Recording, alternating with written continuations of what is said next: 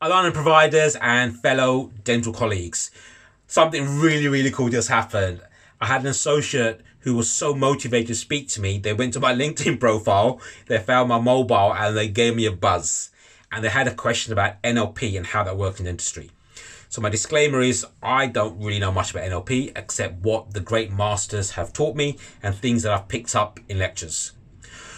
What I understand is that we all process and see the world according to how our brains are set up. So either visual, kinesthetic, or auditory, we all have all three in different proportions. Our benefit as practitioners is that we get to be in front of our patients. If you're a marketing company, you don't. So therefore, you need to hit all three. Let's think about the classic Diet Coke ad. The first thing that happens, you have that bottle of Coke, right? The Diet Coke, sorry. And they flick the lid and you hear the hiss. So if you are auditory, you hear the hissing of the gas, you think, oh, I'd love to get Diet Coke. If you are visual, what they do is they pour the Diet Coke into the glass and you see the chugs and the bubbles. And you think, oh, that looks really awesome on a hot day, right? If you are kinesthetic, what you see are the ice cubes. You see the trickles of the water down the side and think, oh, on a hot day, that cold Coke looks totally awesome. If you're a marketer, you have to hit all three senses because you don't know who you're talking to. As dentists, we're privileged because we are in front of our patients. So what we want to do is to understand how is this person processing, communicating. So you may be trying to explain something. Yeah, I really see what you're saying, doc. They're visual. So that gives us permission to use words that are purely based upon a visual.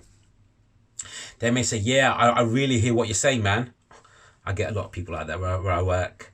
So that tells me that it's all about hearing. So when you tap together, can you hear how it doesn't feel proper? Can you hear that? And they're like, yeah, because their processing of the world is mainly through auditory. And then you have the kinesthetic kind of guys, right? They're the guys that say, yeah, I really feel what you're saying. I feel you, bruv.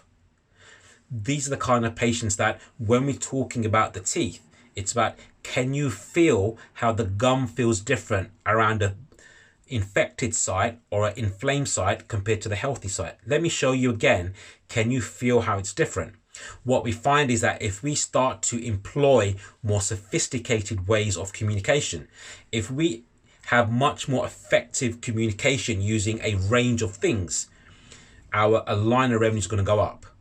A quick analogy that's come to me, so sorry if this video is now gone a bit longer, but I don't play golf, but when I see golf, I see a bag with different cues, right?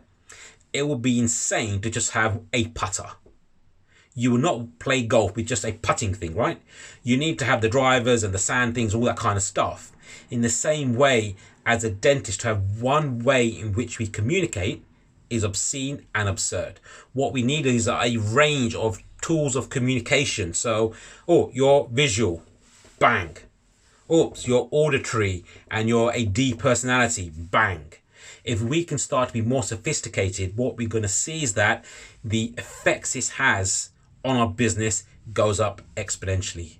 So guys, if you have enjoyed today, please like, please share, please tag, please tell all your friends. Let's come together and as a collective and grow our revenue together and share best practice. Thanks a lot, guys. Bye.